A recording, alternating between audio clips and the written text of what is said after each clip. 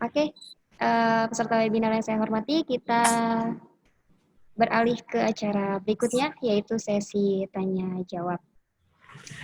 Alhamdulillah di sini grup chatnya sudah dibanjiri dengan pertanyaan-pertanyaan, tapi mengingat waktu kita hanya beberapa saja ya, nanti kita teruskan di grup insya Allah. Pertanyaan pertama dari Ibu Maimunah. Ini sepertinya pertanyaannya kepada Bu Wulan ya. Pertanyaannya, saya menerapkan disiplin susah banget deh Bu. Sudah berkali-kali dikasih tahu, tetap aja dilanggar lagi. Bagaimana ya Bun solusinya?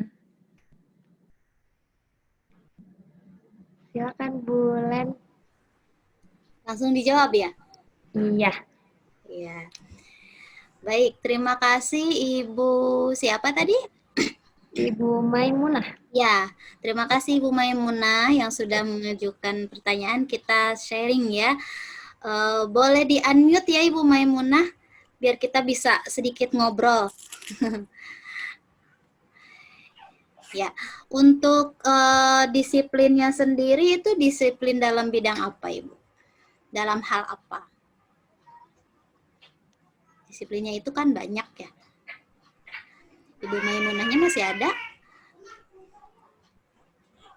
Ibu Maimunah. Baik. Mungkin ini kali ya Bu, lebih ke pembiasaannya kali ya. Oke. Pembiasaan sehari-hari mungkin ya. Iya. Penerapan peraturan. Baik. Mungkin disiplin waktu Bu. Gimana Bu? Disiplin waktu. Disiplin waktu. Ya, anak-anak. Soalnya susah sekali untuk ini. Kalau pergi sekolah, dia maksudnya apa ya? Pas banget waktunya, mepet banget. Mepet gitu ya? Iya, sama waktu masuk sekolahnya. Jadi kalau disuruh cepat, anaknya lambat sekali Bu. Gitu. Ya, baik. Terima kasih Ibu Maimunah. Ya. Ibu Elsa. Oh, Ibu Elsa. Oh iya, maaf. Ibu Elsa, iya. Saya Bu Maimunah. Oh iya, Ibu Maimunah. Ya, baik Ibu Maimunah dan Ibu Elsa dan Ayah Bunda semuanya. Penerapan disiplin itu kembali lagi bahwa tidak bisa kita terapkan secara instan dan hasilnya anak pasti teratur, anak pasti langsung mentaati semua peraturan yang sudah ada gitu. Terus anak menjadi sangat teratur dan sangat bisa tepat waktu dalam segala hal gitu ya. Yang pertama yang perlu kita perhatikan adalah disiplin dalam hal waktu ya. Kalau dalam bahasa Sundanya mah iya iye gitu ya, anaknya itu lelet gitu. Kalau melakukan segala sesuatu itu kayaknya nyantai aja. Nah, ini yang pertama yang perlu kita pahami di awal adalah memang dari jenis kelamin juga itu sepertinya ada pengaruh juga ya, antara laki-laki dan perempuan itu bisa berbeda dalam hal mengelola waktu gitu ya, dalam hal melakukan sebuah kegiatan gitu. Kalau untuk anak laki-laki mereka biasanya cenderung santai gitu ya, tidak apa ya namanya itu, mereka itu lebih ke yang udahlah tenang gitu, lebih seperti itu. Berbeda dengan perempuan yang sifatnya lebih ke panikan gitu ya, kalau sudah waktunya sudah mepet itu lebih panik, lebih yang ayo dong cepet gitu ya. Kembali lagi ke tadi bahwa dalam penerapan disiplin dan peraturan itu kita perlu berproses, dan prosesnya itu dengan cara apa? Dengan cara pembiasaan. Misalnya kita sudah tahu bahwa anak kita itu punya kegiatan harian, kegiatan rutin itu misalnya sekolah gitu ya. Sekolah itu jam 7 pagi harus sudah siap dan harus berangkat ke sekolah. Nah, berarti kita kondisikan anak itu misalnya sudah bangunnya sudah lebih pagi dan ketika sekolah itu mereka sudah bersiap gitu, sudah makan, sudah mandi, sudah pokoknya sudah siap semuanya gitu. Nah, ini perlu dibiasakan gitu. Yang sering saya terapkan di rumah itu untuk bangun pagi, misalnya untuk bangun pagi itu saya tidak melihat besok libur atau besok sekolah gitu. Tapi yang saya jadikan patokan itu karena saya seorang muslim ya, besok kamu harus sholat subuh. Kalau malamnya tidurnya malaman gitu, kamu besok sholat subuhnya bisa kesiangan gitu, misalnya seperti itu. Tapi kalaupun misalnya dia tidurnya ngeyel gitu, tidak mau tepat waktu, misalnya jam 9 maksimal, itu jam 9 sudah harus tidur. Nah, ternyata tidurnya malam gitu, entah dia main atau melakukan kegiatan apa, lalu yang mengakibatkan paginya masih ngantuk gitu, masih mengantuk. Tidak apa-apa, itu sebagai konsekuensi, karena dalam aturan itu misalnya kita sudah mengatur bahwa jam 5 itu harus bangun untuk sholat subuh. Ya tetap anak harus tetap bangun jam 5 itu supaya sekali-kali anak merasakan konsekuensi dari apa yang sudah dilanggarnya, dari aturan yang sudah dilanggarnya. Itu berarti kalau kamu tidur malam, dia tahu paginya harus bangun pagi dengan kondisi yang masih sangat mengantuk gitu, misalnya seperti itu. Terus gimana nih cara menangani kalau misalnya anak itu tidak bersegera untuk bersiap-siap ke sekolah gitu ya, sampai kita tuh orang tua itu terkadang menjadi kalau bahasa saya itu senewen gitu ya, maksudnya menjadi menjadi stres, menjadi panik itu ketika kita mempunyai ekspektasi atau harapan yang terlalu tinggi terhadap hasil yang ditunjukkan oleh anak kita gitu. Kita pengennya anak tepat waktu, kita pengennya anak itu belajar sesuai waktunya, kita pengennya anak kita itu dalam segala hal itu mendapatkan hasil yang baik gitu. Nah, berarti kita kembali lagi bahwa anak itu tidak bisa kita paksakan untuk mendapatkan hasil yang baik gitu. Kita kembali lagi bahwa yang kita lihat itu prosesnya kan, proses anak berproses anak dalam tumbuh kembangnya. Jadi yang kita perlukan itu adalah menurunkan sedikit ekspektasi gitu. Jadi sekali-kali anak tidak apa-apa terlambat gitu. Tapi dengan begitu kita harus membuat anak itu merasa oke, berarti kamu terlambat ini karena apa ya? Tadi kamu ngapain dulu gitu. Tadi kakak misalnya, kakak kalau terlambat gimana ya rasanya kalau terlambat masuk sekolah gitu. Atau sekarang itu nge-Zoom ya, gimana ya rasanya kakak jadi orang terakhir yang masuk ke Zoom sedangkan teman-temannya udah asik sama bu guru greeting misalnya. Kakak jadi nggak sempet ikut doa dong, kakak jadi nggak sempet ini dong gitu. Jadi kita coba berikan pemahamannya itu tentang konsekuensi-konsekuensi yang akan dia dapat ketika dia tidak mentaati waktu yang sudah ditentukan gitu dalam sebuah kegiatan itu gitu, baik itu sekolah ataupun tidur misalnya ataupun mandi. Kalau kamu mandinya lama, misalnya kalau kakak mandinya lama, berarti waktu mainnya akan terkurangi.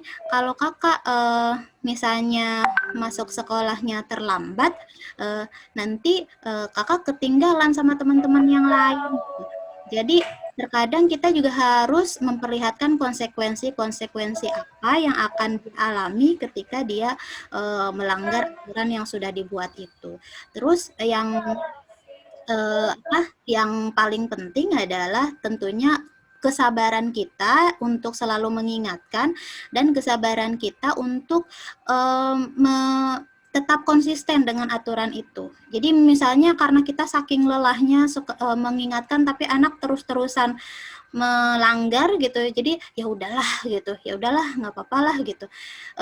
Biasanya itu hasil itu tidak akan pernah mengkhianati proses ya Bun. Jadi ketika kita tetap bersabar untuk berproses bersama anak gitu ya, dalam menanamkan keteraturannya itu, maka insya Allah kok akan ada terlihat gitu perbedaannya pada perilaku anak yang diperlihatkan kepada kita gitu.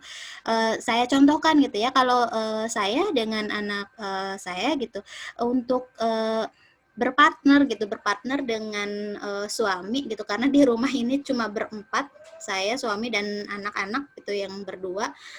Jadi berpartner dengan suami untuk selalu mengingatkan anak tentang aturan-aturan yang ada. Jadi ketika anak mulai lupa, ya udah diingatkan lagi, ayo hari ini harusnya apa ya?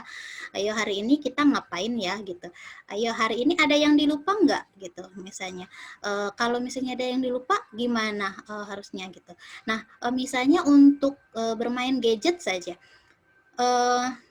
Kalau anak saya terlambat bangun dan lewat dari jam 5 untuk sholat subuhnya, kami itu punya peraturan akan mengurangi jatah bermain gadgetnya gitu. Jadi untuk bermain gadget setiap weekday itu anak saya punya waktu 1 jam dalam sehari itu, sehari semalam 1 jam. Tapi itu hanya games atau menonton video atau apa gitu, bukan yang online. Tetapi kalau weekend itu 1 jam dengan 20 menit boleh YouTube gitu. Tetapi jika sholat subuhnya tepat waktu. Tetapi kalau sholat subuhnya tidak tepat waktu, misalnya dia terlambat berapa menit, ya dikurangi tuh jatah bermain gadgetnya dengan dengan waktu keterlambatan dia untuk sholat subuhnya gitu. Jadi intinya sih perkenalkan akan konsekuensi dari pelanggaran yang dia lakukan. Itu sih Bun. Dan tentunya bersabar dengan proses pembiasaan itu. Konsisten juga ya Bun. Mungkin itu Bun, kalau jawaban dari saya semoga berkenan. Terima kasih Bunda. Iya, sama-sama. Oke, selanjutnya ada pertanyaan nih buat Bu Ari. Ini juga mewakili di Otak Indah nih. Pertanyaannya, kalau sudah kita buat video itu, mungkin ini ya, learning apps kali ya. Ya, dari katanya kalau sudah kita buat, apakah butuh aplikasi tersebut untuk membuka di HP ortu? Mengingat kita memberikan materi kan diusahakan tidak membebankan orang tua. Seperti itu. Bagaimana Bu Ari? Baik, terima kasih Indah. Oke, ini pertanyaan yang mewakili semua ya, Ndak? Iya, mewakili Indah juga. Oke, baik. Tadi dalam pembuatan video itu saya lupa menginfokan, jadi memang setelah video itu terbuat, itu akan otomatis terdownload ke dalam laptop. Nah, setelah di-download, supaya ini memudahkan dan tidak terlalu memberatkan device yang dimiliki orang tua, itu kita masukkan ke dalam Google Drive. Jadi memang yang kita share kepada orang tua itu adalah Google Drive-nya. Berbeda lagi ketika kita memiliki, seperti saya di sekolah, kami memiliki aplikasi pembelajaran sendiri. Jadi memang kita memiliki ruang pembelajaran sendiri. Contohnya misalkan ada tahun lalu kami menggunakan Google Classroom. Tapi sekarang untuk tahun ini kami membuat ruang belajar sendiri. Jadi memang ada kumpulan video-video yang sudah dibuat oleh guru, itu dimasukkan ke dalam YouTube sekolah, dan itu yang bisa mengakses hanya sekolah dan juga pihak-pihak yang memiliki link untuk mengakses YouTube. Nah, link ini kita bagikan dalam bentuk embed. Jadi memang setelah semua video ini jadi, kita masukkan ke Google Drive dulu. Seperti itu. Jadi memang kalau sudah di Google Drive, insya Allah itu akan jauh lebih ringan ketika kita membukanya. Seperti itu. Nah, tadi yang seperti saya bilang, ruang pembelajaran sendiri di sekolah itu memang sekolah kami memfasilitasi kreativitas guru. Jadi semua video guru itu terkumpul dalam YouTube, yang YouTube-nya terkunci tidak untuk dipublikasikan, karena menjaga privasi juga. Kemudian juga untuk keaslian pembuat juga. Lalu yang hanya mengakses itu ada proses yang namanya copy embed. Jadi memang kita hanya membagi URL-nya, seperti itulah kurang lebih. Nah, Nanti untuk orang tua yang memiliki, jadi akses ini hanya bisa dimasuki oleh orang tua dan guru. Seperti itu. Jadi memang tertutup sih. Jadi dimasukkan ke Google Drive dulu supaya jauh lebih ringan untuk videonya. Seperti itu, Indah. Oke, baik, Bu Arif. Terima kasih banyak. Sudah cukup jelas. Terima kasih banyak. Mohon maaf tadi saya lupa menginfokan untuk video yang sudah dibuat.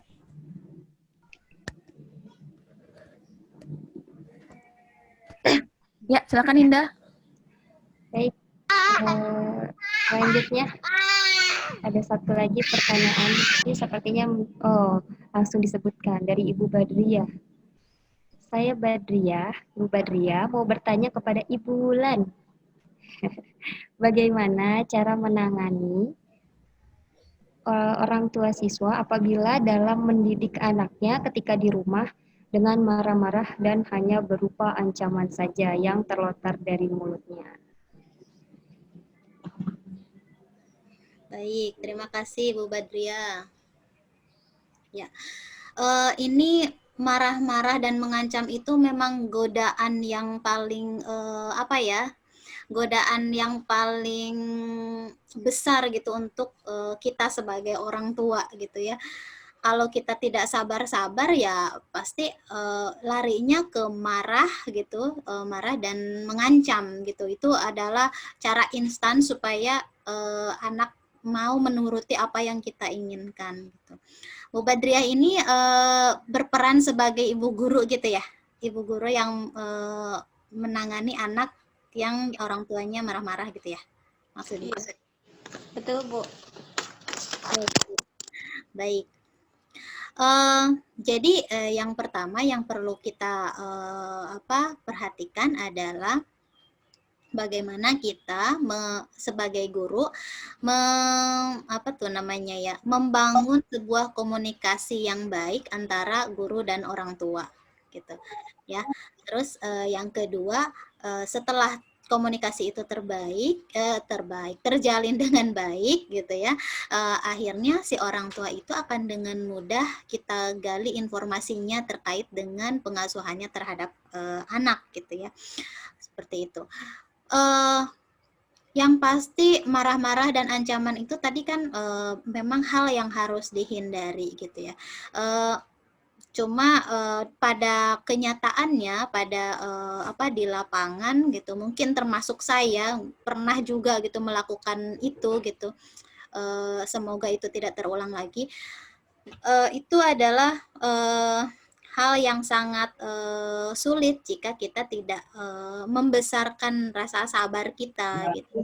Saya kemarin mengikuti sebuah parenting dari seorang psikolog. Jadi ada sedikit tips bagaimana cara kita untuk menahan rasa marah, panik atau stres yang kita rasakan gitu ya sebagai orang tua ataupun sebagai guru ketika nge-zoom bersama anak-anak, ternyata kondisinya itu membuat kita jadi hektik gitu ya.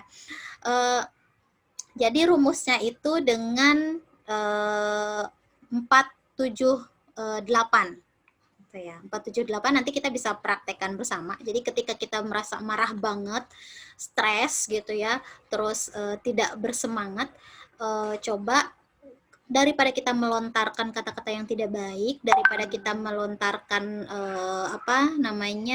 cacian, makian kepada anak, kita tarik nafas kita.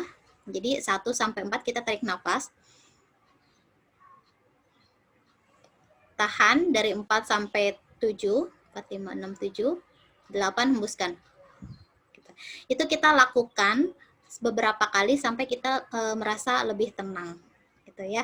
Itu contohnya. Coba mungkin sama-sama kita coba praktekkan. Jadi bunda-bunda tarik nafas 1 sampai 4, dari 4 sampai 7 ditahan, hitungan ke-8 dihembuskan. Baik. Kita coba sama-sama praktek ya, Ayah Bunda ya. Oke. Oke. 1, 2, 3. Tahan. Hembuskan. Lagi. Nah, 1 kali lagi.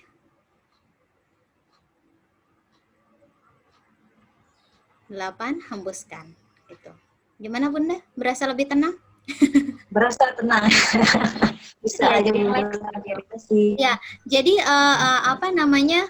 Yang pasti yang perlu yang perlu di manage-nya itu adalah emosi kitanya sebagai orang tua. Bagaimana supaya amarah kita itu tidak tersalurkan menjadi kata-kata negatif untuk anak gitu ya, seperti itu. Dan kalau kita bukan sebagai orang tuanya yang melakukan itu, bagaimana nih kita menghadapi orang tua yang melakukan itu terhadap anak-anaknya, sedangkan posisi kita sebagai guru, yaitu tadi kita bangun komunikasi yang baik, partnership antara orang tua dan guru supaya bisa sama-sama dalam proses pengasuhan atau pendidikan anak itu.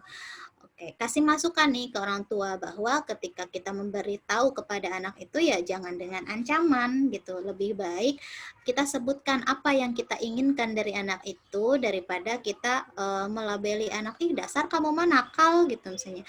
Ih dasar kamu mah nggak pernah mau dengar, padahal kan nggak dengernya mah cuman hari itu aja gitu, cuman pada saat itu aja, nggak selalu si anaknya itu nggak pernah denger gitu ya, nggak selalu anak itu nggak denger gitu. Jadi kita nggak boleh melabeli anak, lebih ke bagaimana kita memberitahukan anak apa sih yang harusnya kita lakukan gitu. Terus kalau kata psikolog tadi lagi nih dibilang bahwa ketika kita menginginkan sesuatu kepada anak itu kita mulai dari kitanya gitu. Jangan ke anak dulu. Jangan kamu tuh gitu. Tapi lebih ke kita ajak mulai dari kita. Misalnya Embu pengen, Bunda pengen kakak itu kalau mandi pagi tidak berlama-lama di kamar mandi misalnya. Jadi kita mengoreksi bahwa si anak itu terlalu lama loh kalau mandi itu terlalu lama gitu, main-main air di kamar mandi gitu. Tapi kita tidak bilang kamu tuh kalau mandi lama banget sih gitu, nggak kayak gitu. Tapi kita langsung kasih tahu apa yang kita ingin anak lakukan gitu ya, seperti itu. Nah ini komunikasi ini yang perlu dijalin antara si guru dengan orang tua gitu ya. Sekarang kan ibu gurunya udah tahu nih, berarti bagaimana nih caranya ngasih tahu ke orang tuanya. Kalau kita belum kenal, belum dekat dengan orang tuanya, terus tiba-tiba kita ngasih masukan kan biasanya lebih sulit ya. Nah makanya perlu perlu dijalin dulu hubungannya gitu, dijalin lebih dinamis dulu, baru kita bisa ngobrol lebih enak dengan orang tua gitu, lebih sharing lebih enak gitu. Itu mungkin jawaban dari saya, semoga berkenan ya Bunda. Ya, terima kasih Bulan. Ada satu pertanyaan lagi, mungkin bisa dijawab sama Bulan dan ditambah Bu Ari nanti. Pertanyaan ini menurut Indah cukup menarik, mewakili orang-orang tua yang bekerja. Dari Ibu Melda Komalasari. Pertanyaannya, bagaimana solusinya apabila kedua orang tuanya bekerja, sementara anak itu tinggal bersama kakek neneknya, sehingga pembelajaran hariannya dilakukan setelah ayah dan bundanya pulang kerja. Di sini ayah dan bundanya pulangnya setelah maghrib, dengan kondisi yang tentunya sudah lelah setelah bekerja. Mohon arahannya bagaimana cara mensiasati waktu atau saran yang tepat untuk hal ini. Silakan mungkin dari Bu Ari.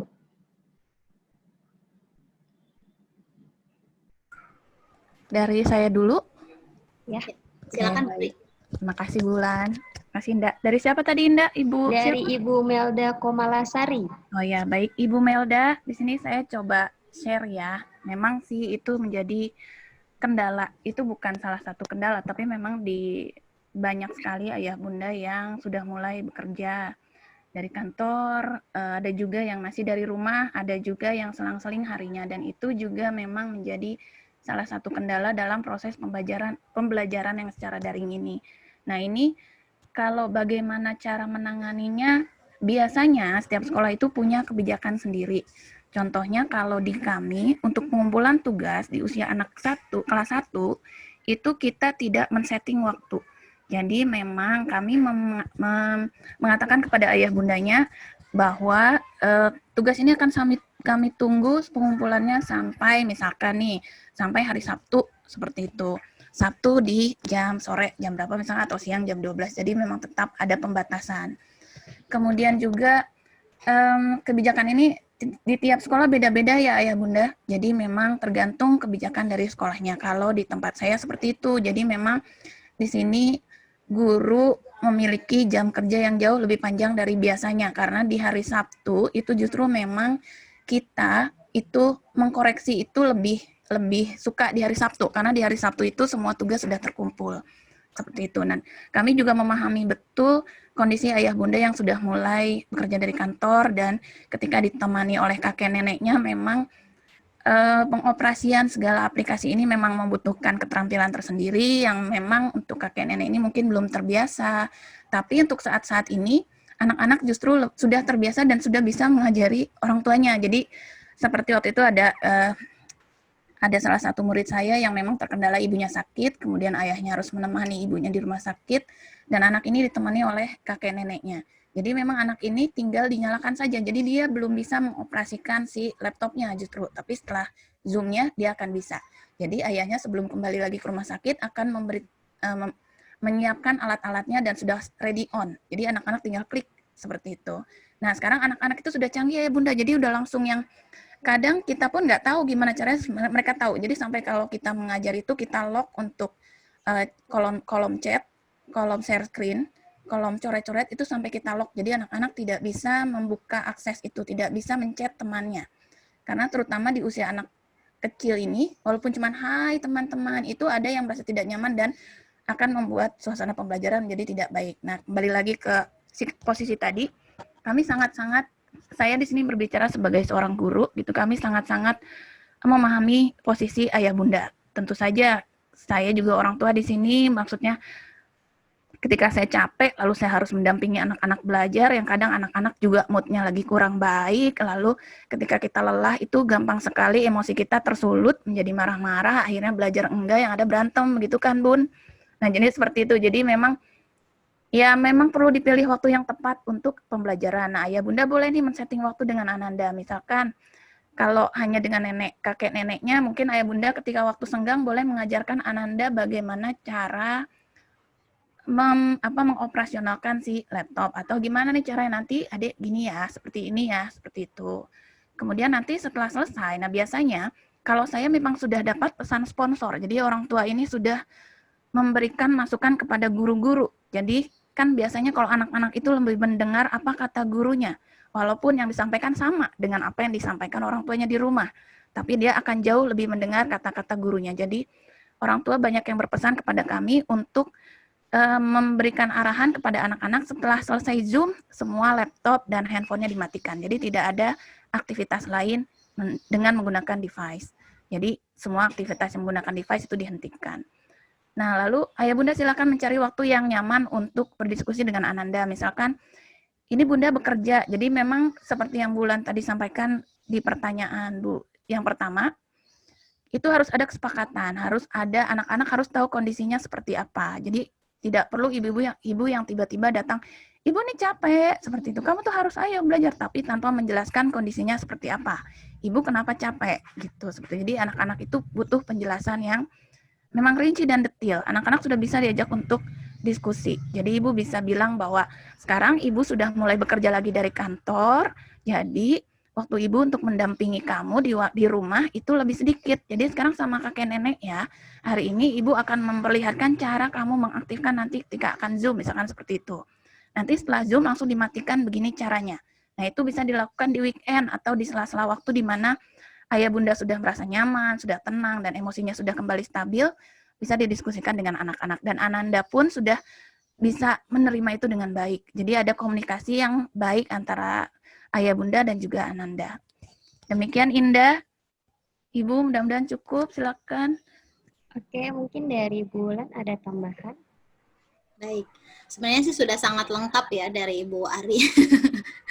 Jadi kalau saya mungkin dari segi orang tuanya ya, karena saya juga mendampingi anak saya yang sedang daring gitu ya. kadang terbentur juga dengan jadwal mengajar, misalnya dengan jadwal saya harus menyiapkan materi gitu, apalagi dengan saya harus menjaga anak yang kecil gitu. Cuma yang di sini yang saya tekankan yang pertama tadi ya, yang saya ambil gitu dari jawabannya Bu Ari, bahwa kita juga harus mengajarkan kemandirian untuk anak gitu ya, bagaimana dia bisa menolong dirinya sendiri untuk hal-hal yang sifatnya teknis gitu ya dalam pembelajaran daring itu. Sebagaimana kalau kegiatan pembelajarannya itu sifatnya kayak tugas-tugas gitu, jadi siangnya itu anak nggak mau gitu untuk mengerjakan tugas-tugas itu, kecuali kalau didampingi oleh ibu atau bapaknya gitu ya, atau ayah bundanya gitu.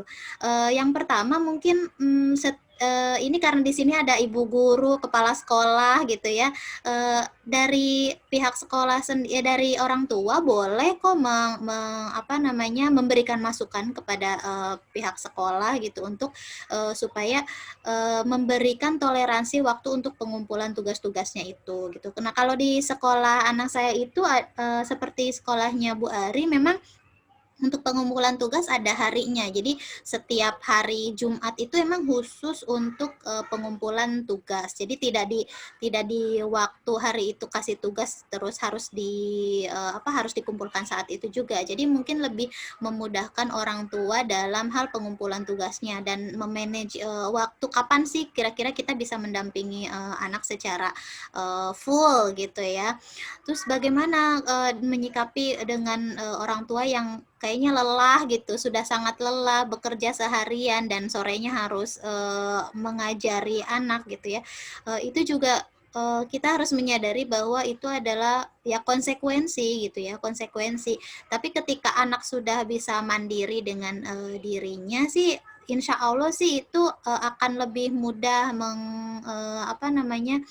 mengantisipasi itu gitu, dengan memberikan pengertian kepada anak tadi bahwa ibu sudah mulai bekerja, kalau kamu sudah bisa mengerjakan sendiri silakan dikerjakan, nanti ketika ibu pulang ibu nanti lihat gitu, ibu lihat hasil kerjanya gitu, kalau ada yang kurang atau ada yang didiskusikan nanti boleh deh kita diskusi bersama gitu, misalnya seperti itu ya. Ya Bun, jadi intinya sih tadi mengajarkan anak untuk mandiri dulu, terus juga karena kakek neneknya yang mendampingi, berarti kita juga harus memahamkan kakek neneknya nih teknis belajarnya nih, kakek nenek gitu misalnya belajarnya nih anaknya begini-begini gitu ya, dengan aplikasi ini nggak apa-apa kok sekali-kali diajarkan nih kakek neneknya untuk ikut nge-zoom gitu ya, ikut nge-zoom dengan anak gitu. Jadi tidak selalu, karena kita itu bukan superhero gitu ya, bukan Wonder Woman gitu ya kalau untuk orang tua, bahwa kita bisa melakukan semuanya sendiri. Jadi kita berpartner dengan orang-orang yang ada di rumah gitu, baik itu kakeknya, neneknya, suami misalnya, atau kakaknya yang sudah lebih besar gitu. Jadi tidak harus selalu kita gitu. Itu mungkin Bun. Terima kasih. Oke, baik. Terima kasih Bu Lan dan Ibu Ari. Ada satu pertanyaan lagi ya Bu, untuk Ibu Ari. Ya, mewakili guru-guru milenial dan guru-guru senior juga. Dan mewakili Indah juga. Bagaimana sih cara menumbuhkan minat dan semangat kita, para guru, untuk tetap bisa ada kreativitas, bisa melek teknologi di masa seperti ini. Mungkin Bu Ari, sudah dipersilakan. Baik, terima kasih Indah. Wah, pertanyaannya super. Saya juga guru ya, Indah. Iya. Nah, jadi memang ya saya juga tidak mau membohongi diri sendiri bahwa di masa pandemi ini sudah 8 bulan dengan intensitas jam bekerja yang bertambah, di mana kalau saya pribadi setiap hari Sabtu itu saya mengumpulkan tugas anak-anak. Kemudian di Seninnya saya mendata siapa saja yang sudah mengumpulkan, siapa saja yang belum. Lalu untuk hari berikutnya saya akan cek lagi nih, siapa nih yang belum juga. Jadi memang kita perlu mengingatkan orang tua yang sekiranya, orang tua ini jarang sekali untuk mengumpulkan tugas. Nah itu kita ingatkan lagi. Nah itu sudah termasuk effort ya, jam kerja yang tadinya kita Senin sampai Jumat, ini Sabtu, bahkan Minggu pun kita kadang memasukkan video, membuat video, mengedit video, dikoreksi oleh ibu kepala sekolah, seperti itu. Nah, di sini wajar ya, kalau titik jenuh itu mulai muncul itu wajar sekali gitu, karena apalagi kita daring dan kita juga tidak boleh kemana-mana. PSBB, kita dibatasi ruang gerak kita. Yang biasanya kita bisa ketika kita jenuh, di hari biasa kita bisa ke mall, bisa belanja, bisa jalan-jalan sama keluarga, bisa makan di luar, seperti itu. Nah, di saat sekarang semuanya serba dibatasi, nah ini cara kita pun akhirnya berbeda-beda gitu. Kalau saya sendiri, sharing saya suka berkreasi. Jadi memang me time saya itu adalah berkreasi. Jadi beberapa tahun terakhir ini saya suka berkreasi dengan kain flanel. Nah itu, pertama saya hanya tertarik dengan warna-warnanya, lama-lama saya jadi suka. Seperti itu. Nah saya mencari ide-ide di Pinterest. Nah itu salah satu caranya. Cara-cara yang lain mungkin kalau saya bisa masukkan untuk guru-guru yang lain yang super luar biasa ini, yang di zaman pandemi sekarang ini harus ekstra bekerja keras adalah mencari cara menenangkan diri masing-masing yang beda-beda. Kalau saya kan memang tadi dengan berkreasi, lalu bisa juga dengan coba untuk keluar sebentar, keluar halaman rumah ya Bu, karena kita udah nggak bisa kemana-mana, lalu kita coba menenangkan diri dulu. Ada pernah satu hari di mana saya tidak sama sekali memegang aplikasi bekerja, jadi memang semua saya nonaktifkan, itu satu hari. Waktu itu saya sengaja ambil cuti untuk menonaktifkan aktivitas saya yang sudah mulai saya sangat jenuh. Jadi memang ketika kita melaksanakan segala sesuatunya dengan keadaan yang kurang, emosi yang kurang stabil, nah hasilnya pun tidak akan maksimal. Jadi memang satu hari itu saya mengajukan cuti, mengajukan off day, dan hari itu juga saya tidak melakukan apapun. Jadi memang saya memberikan waktu untuk diri saya sendiri untuk istirahat, dan kita memerlukan itu. Lalu untuk waktu untuk keluarga, apabila kita sudah punya keluarga, silakan kita berkumpul dengan anak-anak, dengan suami, untuk berbincang-bincang ringan, membicarakan hal lain selain pekerjaan, karena memang di mana jam bekerja ini sudah sangat-sangat melampaui batas yang seharusnya.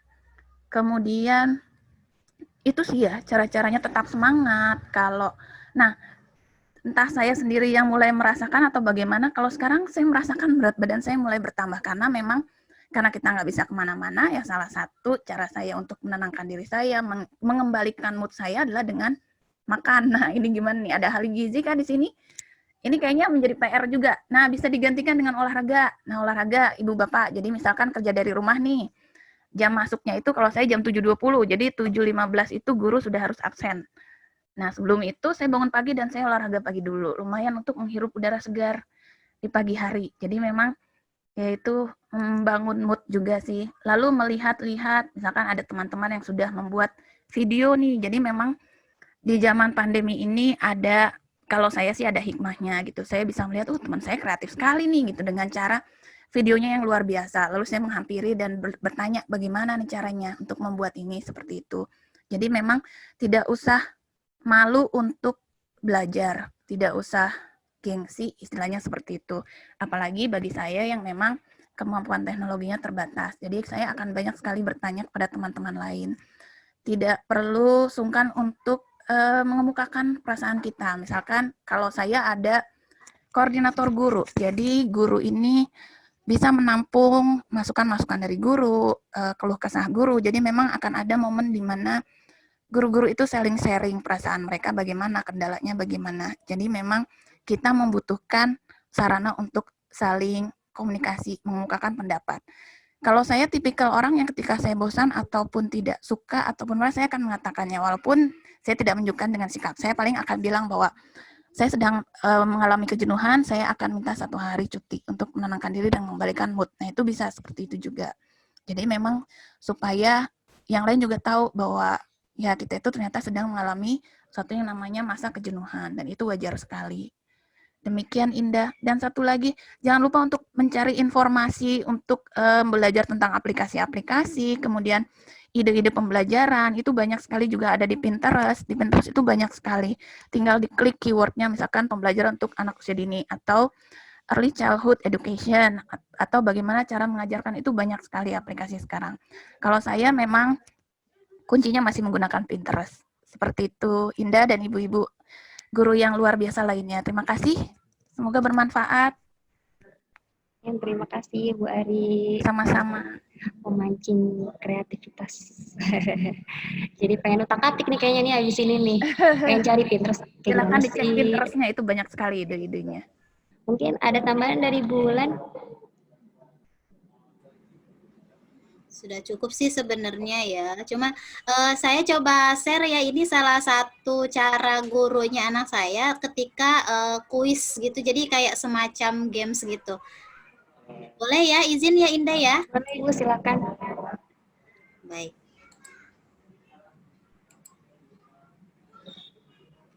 Jadi ini anak saya sedang kuis ujian English, bahasa Inggris gitu. Tetapi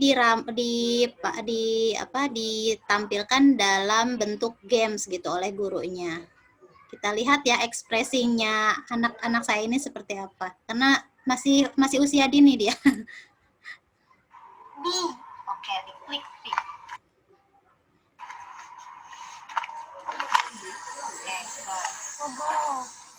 Number 2. Your wisdom. Number 2. What animal it is?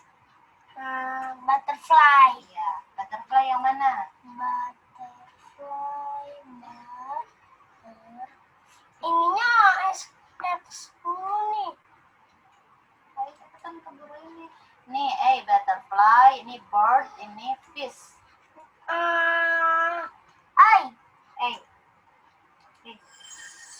Hampir. Banjir Belandang. What animal it is? Snack. Ya, mana snake? Frog, lizard, snake. Itu. Si. Saya percepat ya. Tuh. Baik, cukup ya. Ya. Jadi intinya ketika guru menampilkan sebuah pembelajaran itu memang harus kreatif ya. Di sini dikemas dalam sebuah games, padahal sebenarnya itu sedang tes gitu. Tapi anak tetap bersemangat mengikutinya gitu. Dan ini juga godaan untuk orang tua sih sebenarnya ya. Ketika daring itu, ketika tes itu godaan orang tua untuk ngasih tahu jawaban. Ya nggak sih, Bun? Kayaknya gregetan gitu kalau misalnya jawaban anak itu salah gitu. Nah, ini juga salah satu terapi untuk kita untuk bisa mempercayakan kepada anak dan mengajarkan anak untuk bersifat jujur gitu ya, Bun. Jadi kalau misalnya kamu tidak belajar ya kamu nggak akan bisa gitu ya, seperti itu.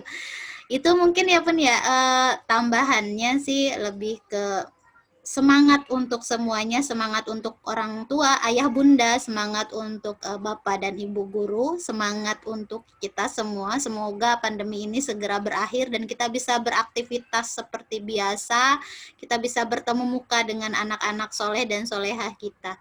Itu ya Bun ya, terima kasih.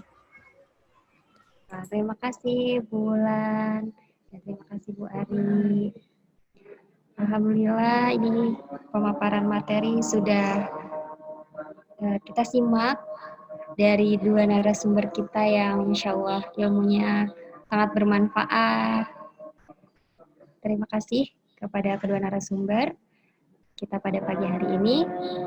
Baiklah para peserta webinar yang saya hormati, untuk kesempurnaan seluruh rangkaian acara pada pagi hari ini, marilah kita ikuti bersama pembacaan doa yang akan dipimpin oleh Al-Ustadz Hendro Rizbiantoro MS. Kepada beliau kami persilahkan.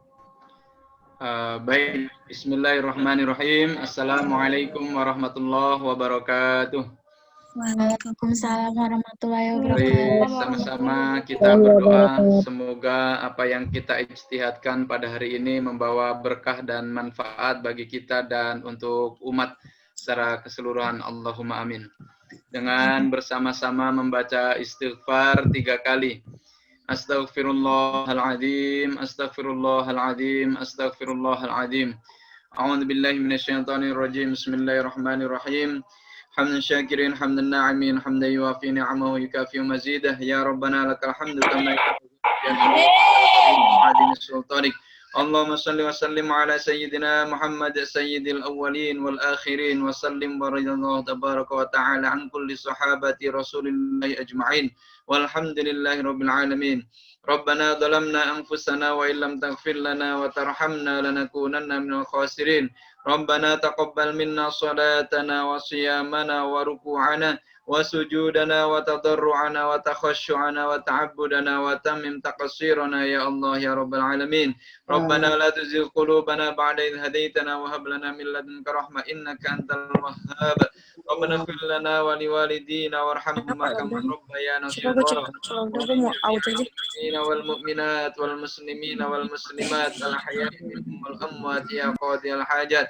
ربنا لا تؤاخذنا إن نسينا واخطأنا ربنا ولا تحمل علينا إصرا كما حملته على الذين من قبلنا.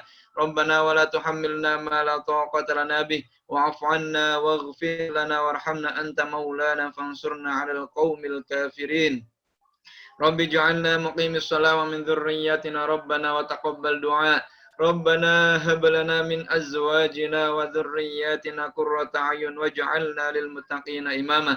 اللهم إنا نسألك من خير ما سألك منه سيدنا ونبينا محمد عبدك ورسولك ونعوذ بك من شر ما استعاذك منه سيدنا ونبينا محمد عبدك ورسولك ونسألك السلامة من كل إثم والغنيمة من كل بر والفوز بالجنة والنجاة من النار والعفو عند الحساب. ربنا آتنا في الدنيا حسنة وفي الآخرة حسنة وقنا عذاب النار. سبحان ربك رب العزة عما يصفون وسلام على المرسلين والحمد لله رب العالمين. الفاتحة. أعوذ بالله من الشيطان الرجيم. بسم الله الرحمن الرحيم مالك يوم الدين إياك نعبد وإياك نستعين اهدنا الصراط المستقيم صراط الذين أنعمت عليهم غير المغضوب عليهم ولا الضالين. شكرا. السلام عليكم ورحمة الله وبركاته. Waalaikumsalam warahmatullahi wabarakatuh. Terima kasih Ustadz Endros Biantoro. Ada sedikit dari tambahan dari Bulan Baik, yang disampaikan. ya. Baik, terima kasih Mas Bunda. Ini karena kebetulan semua yang di sini banyak yang menjadi ibu bapak guru PAUD ya. Saya ganti ini dulu ya. Ganti peran dulu. Itu ada titipan dari Prodi PAUD. Kami sedikit mempromosikan bahwa silakan Bapak Ibu guru yang mau meneruskan berkuliah S1 PAUD, kami dari PAUD STAI Darun Najah sangat terbuka untuk menerima dan menyambut Bapak Ibu untuk berkuliah di STAI Darun Najah. Insya Allah untuk pembelajaran di PAUD kurikulumnya kami memadukan antara materi-materi atau keilmuan-keilmuan PAUD pendidikan anak usia dini yang dipadukan dengan materi-materi dan keilmuan Islam gitu ya, keislaman. Untuk pengajarnya sendiri kami dari beberapa universitas baik dalam maupun luar negeri dengan disesuaikan dengan jalurnya masing-masing gitu. Di sini ada yang dari UNJ, ada yang dari Malaysia, ada psikolog juga, ada ustadzah juga di sini. Jadi mari kami sangat membuka peluang dan menyambut dengan baik Bapak Ibu guru ataupun bahkan bukan hanya kalau PAUD itu bukan hanya untuk Bapak Ibu guru saja ya, untuk orang tua yang memiliki anak usia dini mau tahu lebih banyak tentang keilmuan PAUD dan keislaman, ayo bergabung di STAI Darun Najah melalui Prodi PAUD STAI Darun Najah. Terima kasih Indah, terima kasih Ayah Bunda, terima kasih Bapak Ibu guru. Wassalamualaikum warahmatullahi wabarakatuh. Waalaikumsalam warahmatullahi Waalaikumsalam warahmatullahi Terima kasih wabarakatuh. kembali Bulan. Baiklah para peserta webinar yang saya hormati, Demikianlah seluruh rangkaian acara webinar program studi pendidikan Islam Anak Usia Dini Sekolah Tinggi Agama Islam Darun Najah. Kami ucapkan terima kasih atas kehadirannya kepada Ibu dosen kita, dosen Prodi Pendidikan Islam Anak Usia Dini Sekolah Tinggi Agama Islam Darun Najah, Ibu Risa Adelani MPD, yang sedang berada di Oman, Timur Tengah, yang sedang bertugas di sana. Terima kasih Bu Risa sudah bergabung. Dan saya ucapkan terima kasih kepada Bapak Ibu peserta dari seluruh Indonesia yang ada dari Jawa Timur, Jogja, Bengkulu, Timika, Ternate, Cirebon, Medan, Bogor, Banten, Pangandaran, Riau, Batam, dan seluruh peserta yang ada di Indonesia. Terima kasih atas partisipasinya. Dan tak lupa saya juga berterima kasih kepada IGRA, IGTK, Himpaudi, mahasiswa STAIDA, dan mahasiswa lainnya yang sudah bergabung. Akhir kata, tak lupa juga saya menyampaikan permohonan maaf sebesar-besarnya apabila dalam pelaksanaan acara ini masih terdapat kekurangan. Semoga dengan adanya webinar kita pada pagi sampai siang hari ini bisa membantu meningkatkan upaya kita dalam mendidik generasi bangsa dan agama agar bisa kita aplikasikan di lembaga kita ataupun di anak kita. Akhir kata saya tutup acara webinar hari ini dengan sama-sama membaca hamdalah.